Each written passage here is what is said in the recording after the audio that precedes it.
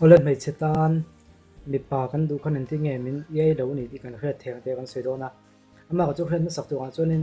mi pa hi chu hret theng man ha ko khop me ngai dan hi ai nang lo thina chu wang chun tu na kan soi hi adik veketi na ni lo ma ko chu ngai dan ni kon siam thiam thainan kan on ti lo ni chu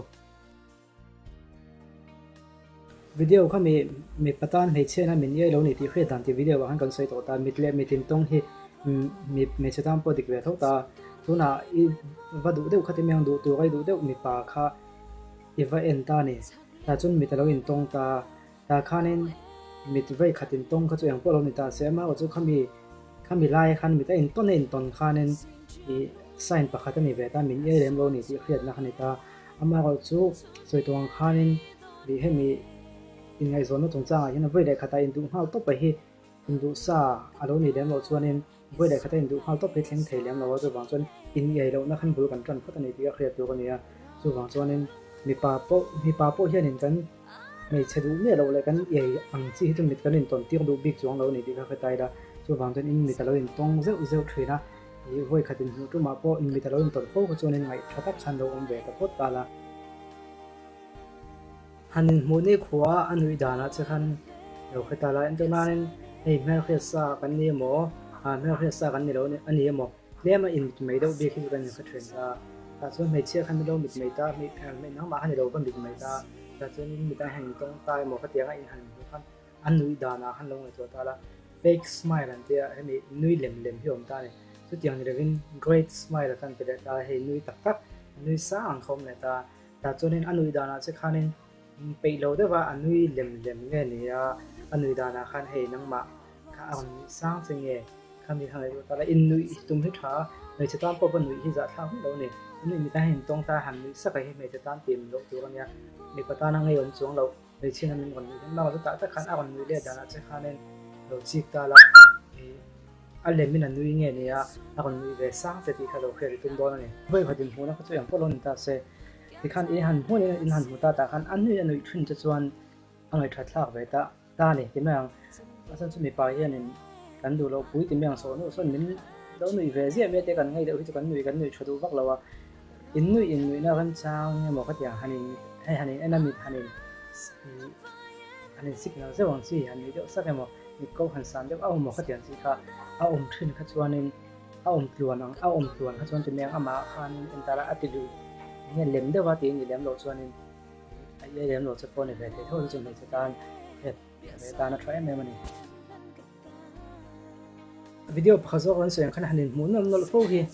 mi pa pon dik ve tho ti khret tu ania chan chu ni kan ngei zo chu kan bi ok san thina koi lo hang kal ni ko kan ni mule nol thina mo kan ni mu thei yo hianin mi patam po phei chetam pon ta se a positive sign ani ve kham ni ka ti ka khret tu ania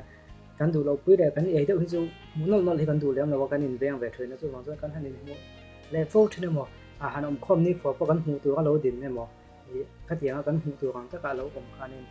khoi lai ka du pon ta se hu tu ka au om hanin angai that thak ve to khata ni ki ka khet tu ani chonin mit me hi chon thil tak tak ke khet thiam ha khop me ya timang indu na ang tak chi a phei chu mit me tong re mo te chonin ani anga ai ani ve ang mai ti ba ko chu soi the tam lo wa ama ko chu in text amol khan a kon text na sen emo iwa text emo kolon ta se ta khanin a reply ta na che khan ha chu mi video pa zo mei che ta mi patan hei che min duam ti ria dan ti kon so ya khanin kan sei no to ta in reply thong changa ko kan ta chuanin mi pa hianin atlang puin an du zong te chu an tonan tuam mo pakhatina kon dem ta chia he pa hian min du to te kam le ti ria dan ang te po khani thei to ta chuanin a ri gu em ti hangai to ta la mi pa kha pa han a kon ti luai ta a le wang wanga kon ti le luai thren ne kha chuanin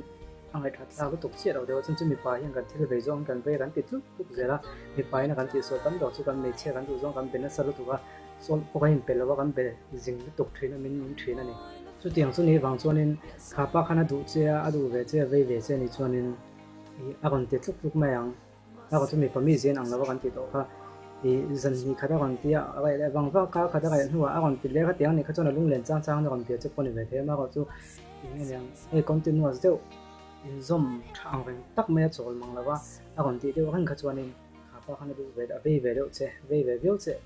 ani ve the ni ti kha lo kha tai la in text sung sang ani chu in text sung ho te pon ta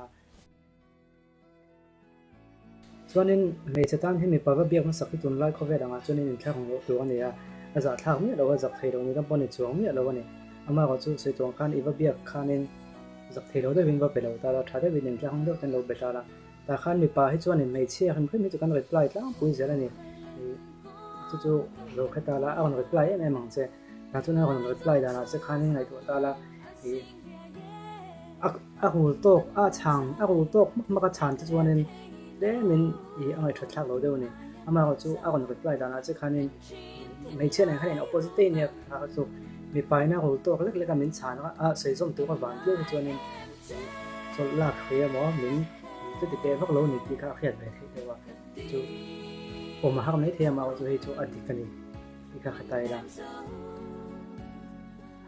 nên anh bên mà sát tu做กันนี่cho nên anh bên mà sát tu做กันนี่น่าไม่còn biết mà sắp về đấyพูดอะไรดูนี่พูดเราตัวกันนี่ ในจุดตั้งจนนี่ว่าเบียกมันสักกันค่ะจะถักแบบไม่เทีย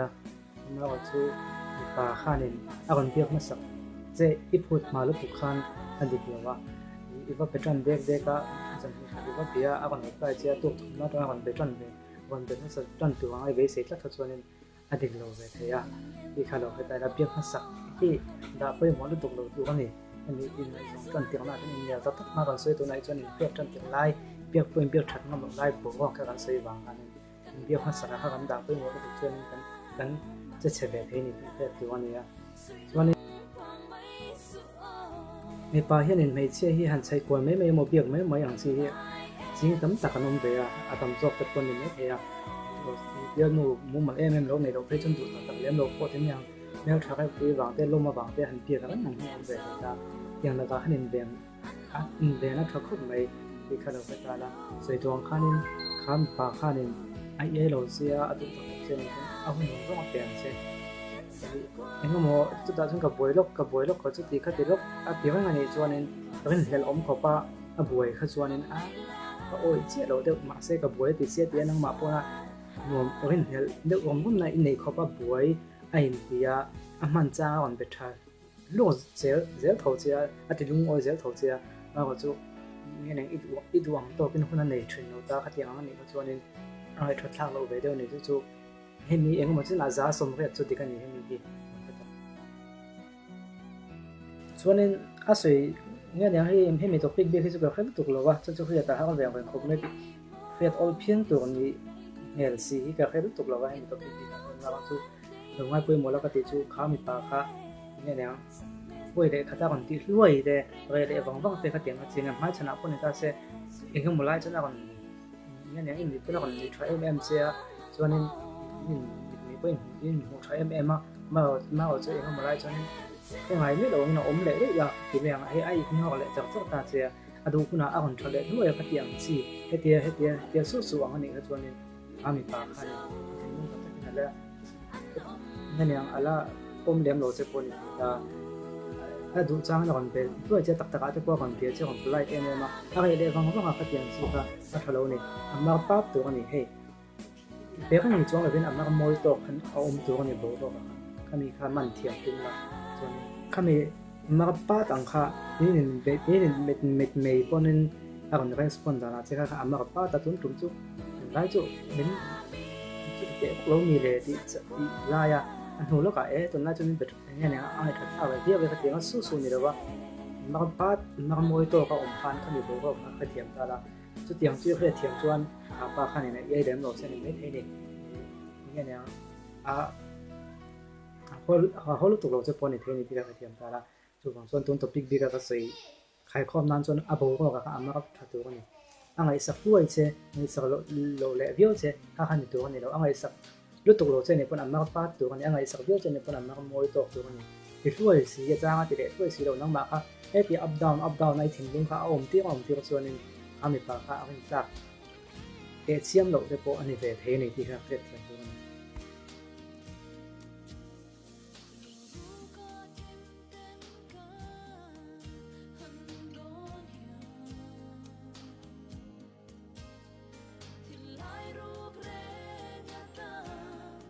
ตุนตันช่วงที่ช่วงขณะตาเสียสวยตัวต่างจะพอเราอมถ่ายท่วงมีป่าที่จูเครียดเทียมมันหากันให้เสียไอ้ที่นี่มีป่าที่มีจีเครียดเทียมมันเขาเลยจัวละมันจะมีป่าที่เป็นอ่างเราก็เนี่ยมีมาอย่างเงี้ยพอจะนี่มีเสียงอ่างเราตักที่เครียดกันเนี่ยถ้ามีเสียพอจะดังได้นี่ตัวฝั่งส่วนสวยเวกกันมาก็จะล้างโลนะส่วนข้างหุบข้าส่วนเราตัวกันไงส่วนนี้วิดีโอเล็กแต่ก็จะพูดถึงกันก่อนซึ่งdistance ให้มีการล่าอย่างไรส่วนที่ถ่ายมันติดเลยก็เป็นหน่อมสักให้มันติดได้พอกันซึ่งที่มันนี่ไอ้กลุ่มอุปามีชะตามันนี่ไอ้กลุ่มโน้ตของไอ้ส่วนที่พอยังติดเลยถ้าที่อย่างนี้ถ้าเราใส่โชว์เจ้าละใส่ตัวข้างนี้ดิบเรื่องตัวข้างก็เครียดไงตัวข้างไอ้เวต้าผมคอมเป็นไงเวต้าที่นี่เราปุ้ยดิบเรารู้สึกหันสวยข้าไอ้อันรวมสีเราตาตัวของกันดิบเรื่องนี้ก็เครียดนะตอนผมคอมแล้ววิดีโอดังเนี่ยมาเทียมด้วยกันคนเล่นเด็กประตูมังนี่ก็บอกเพื่อzoom แต่คนเราเพื่อเซลล์เราละกันที่อันนี้กันที่โชว์เซลล์เราเนี่ยเราตัวเก่งจะไปจัง